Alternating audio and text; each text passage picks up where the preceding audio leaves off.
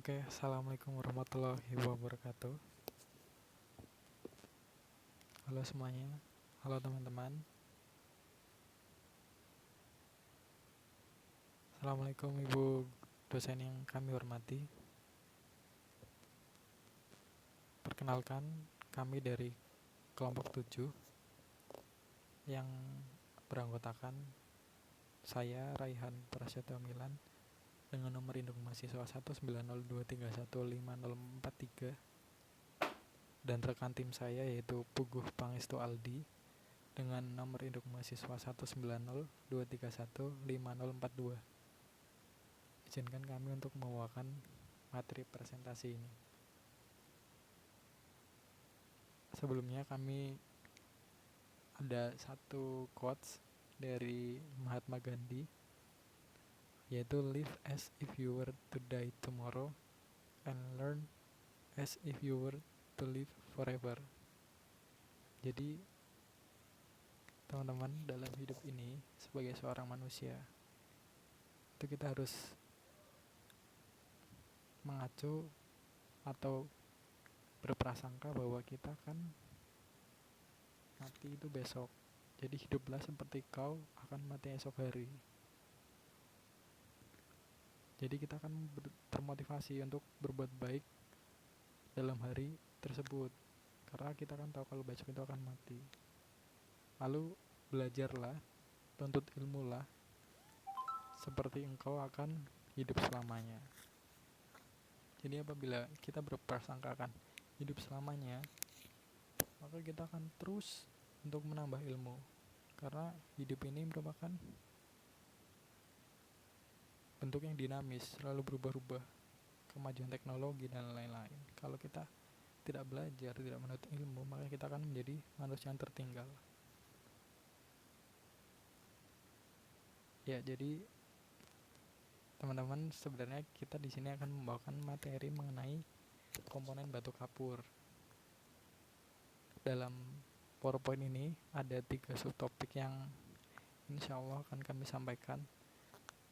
Yang pertama adalah pendahuluan, 2 adalah isi, yang ketiga adalah analisis, dan yang terakhir adalah kesimpulan.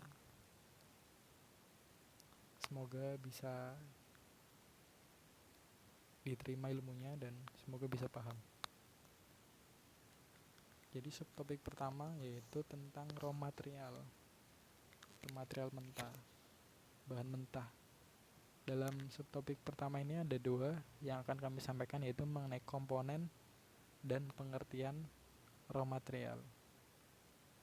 Di sini akan coba saya bawakan subtopik ini. Komponen raw material.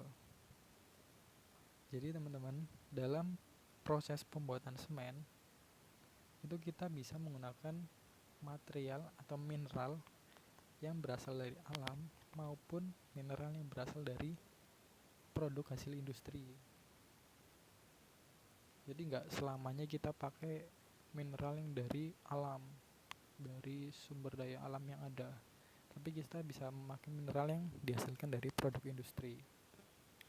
Contoh yang dari alam seperti mineral yang terkandung dalam limestone atau senyawa CaCO3, kalsium karbonat. Kenapa di limestone ada kalsium karbonat? Itu asal usulnya karena limestone tersebut itu terbentuk oleh fosil dari cangkang makhluk hidup laut, hewan-hewan yang bercangkang yang hidup di laut. Itu cangkang mereka itu mengandung CaCO3. Dan setelah berjuta-juta tahun, sekiranya itu ada 70 miliar tahun yang lalu, fosil-fosil ini berubah menjadi batuan sedimen yang sekarang kita kenal sebagai limestone atau batu kapur. Lalu apa sih contoh mineral yang berasal dari produk industri? Yaitu adalah mineral yang berada pada gypsum.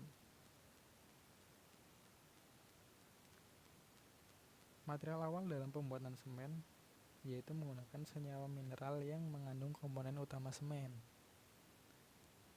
Komponen utama semen ini ada 4, teman-teman. Yang pertama yaitu adalah lime atau kapur atau CaO. CaO didapatkan dari mana?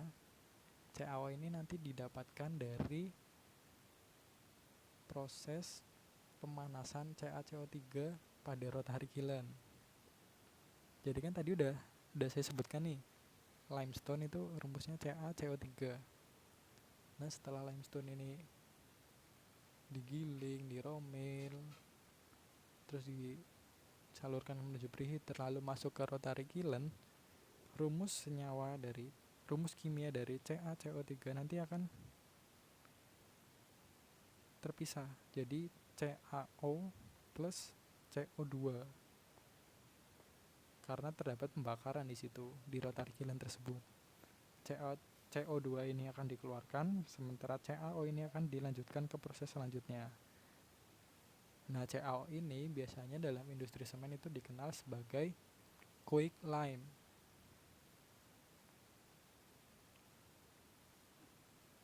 Semoga paham ya. Terus untuk komponen selanjutnya adalah silika atau SiO2, lalu ada alumina atau Al2O3, terus ada Fe2O3 atau besi oksida atau iron oxide. Nah, dalam pembuatan semen ini itu ada 2 jenis raw material yang kita pakai secara garis besar ya. Yang pertama adalah limestone yang nanti akan diambil kapurnya, CaO-nya. Dan yang kedua adalah clay atau tanah liat yang nanti akan diambil silika, alumina, dan besi oksidanya. Kenapa enggak kita pakai hanya satu raw material saja, limestone saja atau tanah liat saja?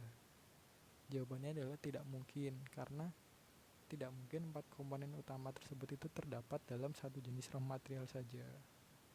Maka dari itu diperlukan yang namanya proses pencampuran atau proses mixing.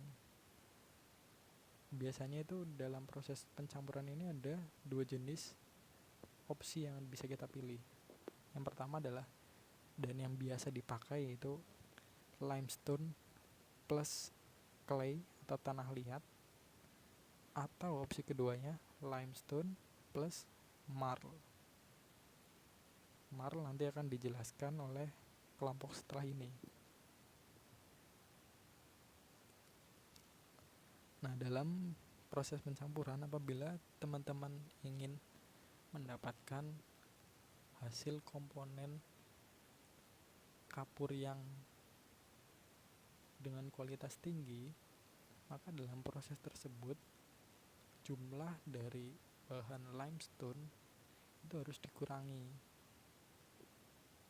dan kita juga perlu untuk menambahkan jumlah 3 komponen lain, yaitu silika, alumina, dan besi oksidanya. Namun dalam penambahan serta pengurangan jumlah ini tetap harus memperhatikan aturan-aturannya. Jadi harus sesuai dengan yang diinginkan, tidak boleh sembarangan. Karena kalau sembarangan justru bisa menjadi bumerang. Yang semen kita pengennya jadi kualitas baik, justru malah bisa jadi kualitas jelek.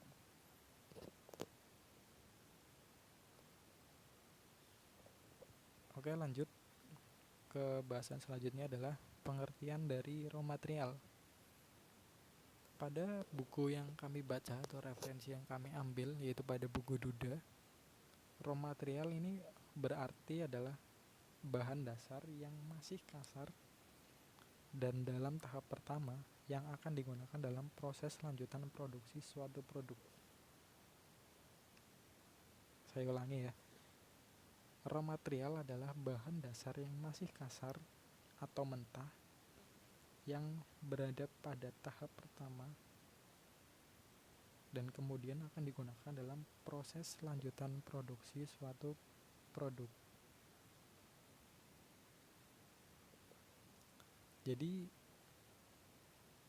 raw material ini merupakan bahan yang benar-benar baru diambil dari sumbernya. Sebagai contoh deh, gampangnya aja seperti limestone. Kita ambil contoh di Plen Cilacap. Limestone kita kan diambil dari Nusa Kambangan ya. Nah, di Nusa Kambangan ini kan gunung-gunung kapur tuh, nantinya kan dibom pakai bahan peledak kan. Nah, pecahan-pecahan atau serpihan-serpihan batu kapur inilah yang dinamakan sebagai raw material atau bahan mentah atau bahan yang masih kasar. Jadi benar-benar baru dari asalnya, dari gunung kapur diledakkan menjadi pecahan. Nah, ini pecahan ini yang disebut raw material. Merupakan bahan kasar atau bahan mentah yang belum diolah sama sekali dan berada pada tahap pertama pembuatan semen yang nantinya akan masuk ke proses selanjutnya untuk diolah lebih lanjut menjadi semen tentunya. Kiranya sekian, selanjutnya akan disambung oleh rekan saya, Puguh Pangestu Aldi. Silahkan, Gu.